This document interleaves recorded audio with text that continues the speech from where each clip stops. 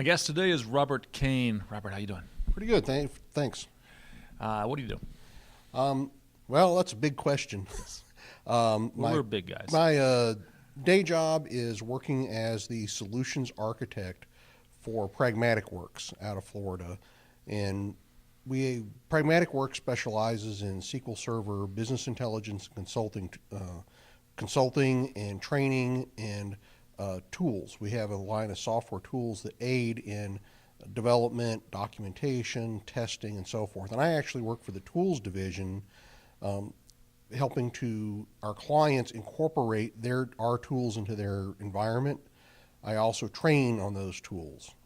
Also sometimes like a product evangelist, going to trade shows and introducing people to our tool set. So lots of different hats there. I also do videos for Pluralsight. Pluralsight's got some great video training. And of course I also do I've co-authored 4 books and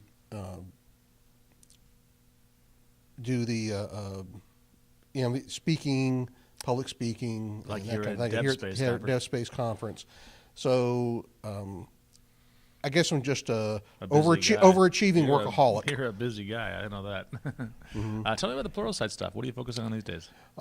My course that's just about to come out is called Beginning PowerShell Scripting for Developers, and it focuses on how to actually develop full-blown PowerShell applications. It doesn't require any pre-knowledge of PowerShell. It takes you from knowing nothing all the way through creating modules that you can then redistribute to your coworkers, friends, and so forth. All right, and for developers? Yes. I guess anybody with any need for PowerShell could do it, but for PowerShell, one of the things about PowerShell is it has long been the domain of IT, of systems administrators. Absolutely. But I'm trying to get it to be known also as a development tool. One of my sessions here at the DevSpaces conference was specifically focused on developers' use of PowerShell and some of the things that they could do with it. So what is there that is specific to developers about PowerShell? Well, one of the key things I like is the ability of PowerShell to compile C# code on the fly and then use it within PowerShell. So for example, let's say I had a .cs file that I have a class defined in. I would like to test the class, do some quick making sure that properties are working, it's returning correct values from methods and so forth. Well, all I have to do is say, hey, I want to get the content of that CS file, stick it into this variable, and then there's a commandlet called add type. I just say add type and tell it that here's the variable that holds the file, and this is a C# file. It also works with VB. So if I've got a VB file, but then it actually just instantiates that class into memory. It'll compile it first. Compiles that class into memory, and then you can then instantiate new variables based on that class. So now I have the ability through the interactive command line to say, okay, create me a new instance of the class. Now let's go test out this property. Let me go run this method. And you can quickly test your class to make sure it does everything you want it to do. Oh, okay. So this is more ad hoc testing as opposed to maybe formalized, repeatable unit testing as part of a continuous integration process. Exactly. It's for a developer to quickly test his class quickly as to make sure it's that's running. the advantage that exactly. we have with this. With if I want to use some formalized testing, I have to create a project for that. I have to fire Visual Studio for that. I have to have somewhere to run those tests.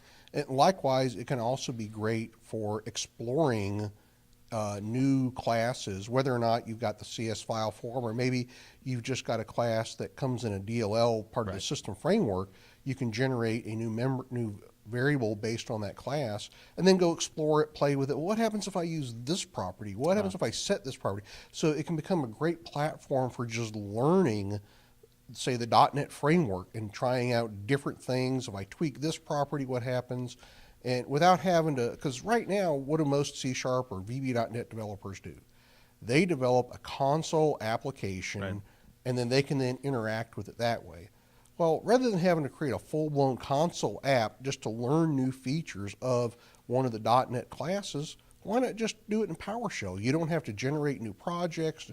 All you have to do is just say, hey, I want to create a new variable based on this class. Boom. And now I'm using it. It's just that easy. You're right. I have a folder called test, C/test. Yep. And under there, I have about 30 projects. I have so many that every once in a while I have to go through and clean them out because they start to clutter up the folder. And they're nothing but that. They're console apps to say, how do I use this library? Or Almost every developer I run into has that. And there's a little bit of friction on that. Firing up to Visual Studio, firing up. I mean, it'll take me a couple of minutes just to even get started in instantiating the class. Exactly. But PowerShell's a lot quicker then. Oh, absolutely. One line of code and I'm up and running. Do you run it at the command line, or tell me about how I get started using PowerShell? Well, PowerShell comes in two flavors. There is the command line mode, which is very interactive. It's really great for exploring things, for loading up a new variable, trying things out, or maybe I'm just a IT guy who wants to run a bunch of backups. I just issue those commands from the command line and away I go. So we say I can just type CMD, open up a command window, and PowerShell is there, or do I have to do something? Well, to start it's not exactly CMD. It's just PowerShell.exe. PowerShell is the file you run. It's the PowerShell command line. Exactly, PowerShell command line. The old DOS command line. I still call it the DOS command line. Yeah, I do too. Us old timers. But yes, it actually is a PowerShell console window. Okay. It very much resembles the old DOS command windows, but you're actually able to instantiate PowerShell commands within that window. Oh, okay. All right, so the command line is one mode Correct. of using it. What's the other one? The other one is through what they call the ISE, or integrated scripting environment. Through the integrated scripting environment, you are able to develop scripts inside PowerShell, and by default, the top half holds your scripts, and it's got multiple tabs to hold your scripts. And at the bottom, you have the same interactive console window that you might see if you were to launch the console separately. Right. So at the bottom, I can still type in my interactive commands, I can still do things, test things out, and once I get it like I like it, I can then come up here to the script window at the top and do things there. I can also write scripts at the top, highlight it, and then run just that particular command or run the whole script to go do things. Which mode are you typically in? Typically, I deal with the ISE, but that's mostly because I am actually developing longer scripts to do different things for some of the work I do. Well, can you tell me a little about what you're using PowerShell for? In your day job? Well, one of the things is maybe generating some scripts that will deduplicate data. Sometimes I deal with a client. This is a great example. I had a project I was doing for a client, and they were getting data from a vendor. That vendor was sending us files, and they swore up and down, no duplicates. Well, of course, I'm trying to import this data, and of course, there's duplicates. And so I emailed them back and said, I'm sorry this has duplicates. And they were like, no, our data does not have duplicates. It's like, okay. So in 10 minutes, I whipped out a little 9-line PowerShell script. And now, these files, there were, say 200 files. Each file had between 20,000 and 1 million rows of data in it. And so they were text files, they were just common delimited text files that had each one's character return line feed at the end. Yep. And so I just wrote a little PowerShell script that would loop through each one, and fortunately they were actually sorted on the key, so all I had to do was retain the current line and the line before it to compare. But Zoom blew through it, 9 lines of code. Output, I get this nice little file that gets output that says, okay, file XYZ, lines 53 and 54 have duplicate keys.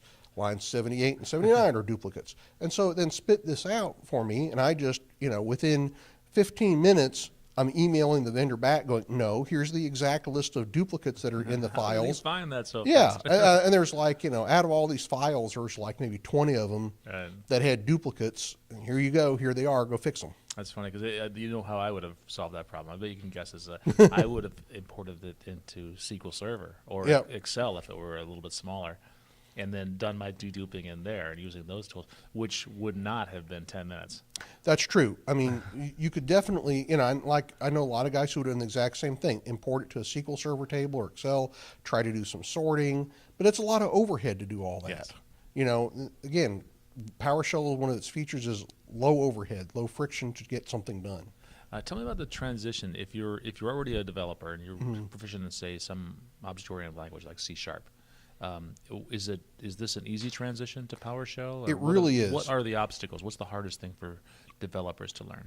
Not overcomplicating it, because there are a lot of things I can do in PowerShell that are much more lengthy, complex to do in even like C# or VB.NET.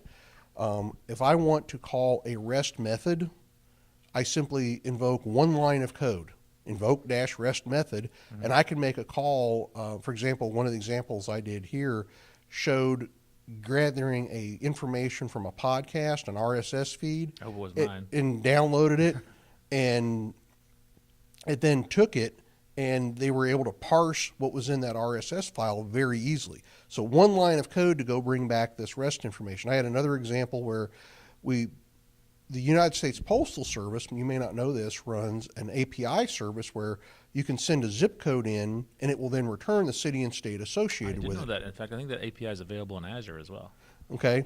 So with this, I simply made the call to say, hey, is this postal code valid? And it says, sure, it's in, 90210 is in Beverly Hills, California. I Boom. could have told you that. And, but so again, this can be a great way for a developer to take a file and clean it up.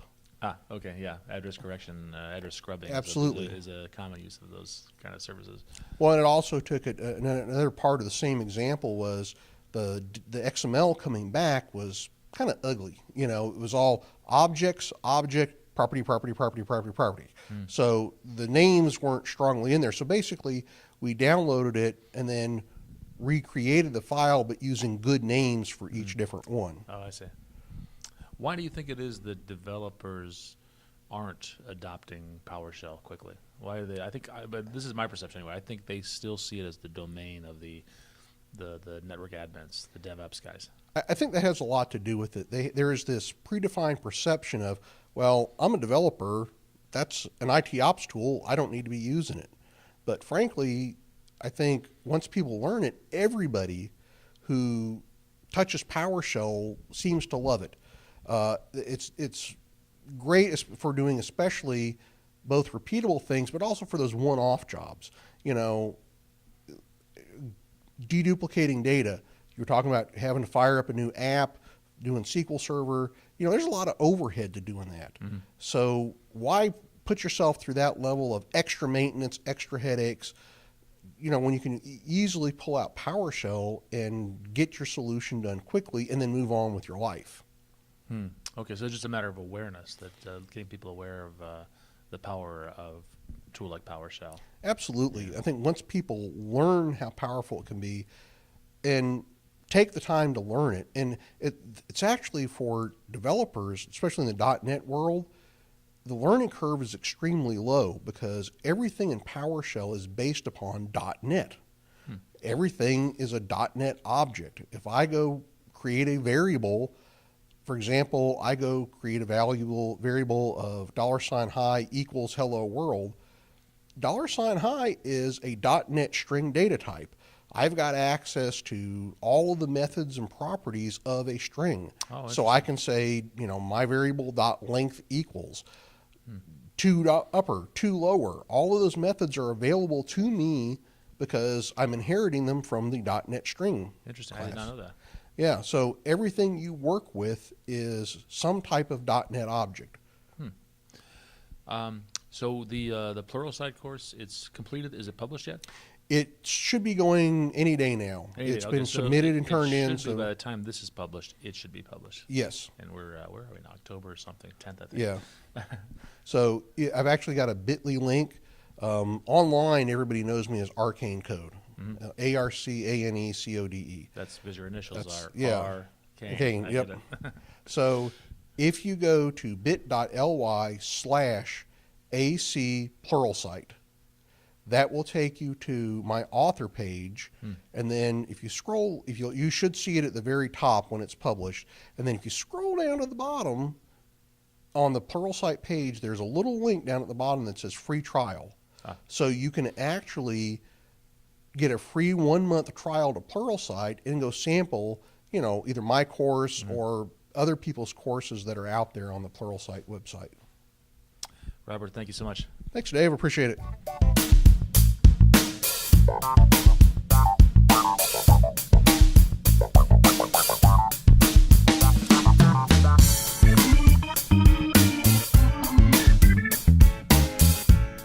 I love coming to conferences like Dev Spaces because it lets me talk technology with my friends.